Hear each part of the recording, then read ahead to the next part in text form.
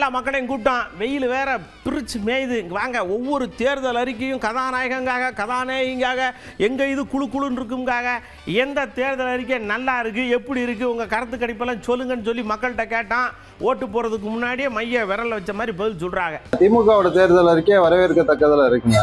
ஏன்னா போன அவங்க தேர்தல் அறிக்கையை ஓரளவு எல்லாத்தையும் நிறைவேற்றிருக்கிறாங்க. இப்போ கூப்பன் அப்படிங்கிற ஒரு கான்செப்ட் வச்சுருக்காங்க. இது நல்லா ரீச் ஆகும். ஆனால் நாம் தமிழர் கட்சியில் எந்த சலுகைகளும் சொல்லலை. அது வரவேற்கத்தக்கது.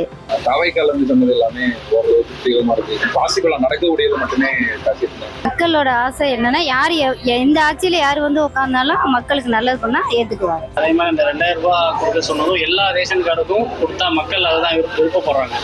நல்லா இருக்கு, சொன்னதை செய்யறாங்க, இன்னும் செஞ்சா நல்லா இருக்கும். இப்போ பெண்களுக்கு இலவச பயணம் அப்படின்னு சொல்லியிருக்காங்க. அப்படின்னா ஆண்களும் தினசரி வேலைக்கு போறவங்க, கூலி வேலைக்கு போறவங்க, ரொம்ப தூரம் போய் வேலை செய்யறவங்களும் இருக்காங்க. ஸோ அவங்களுக்கு இப்போ கொண்டு வரேன்னு சொல்லியிருக்காங்க. அதுவும் ஓகே தான். இளைஞர்களுக்கே வேலை வாய்ப்பு உருவாக்கி கொடுத்தாலே அந்த 4000 ரூபாய் தேவையில்லை.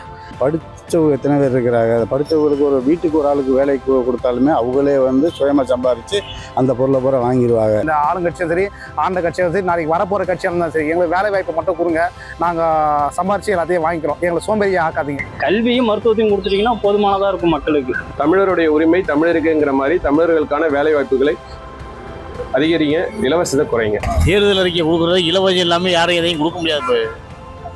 இலவசம் கொடுக்கணும், அப்போதான் எதுக்குவா மக்கள்.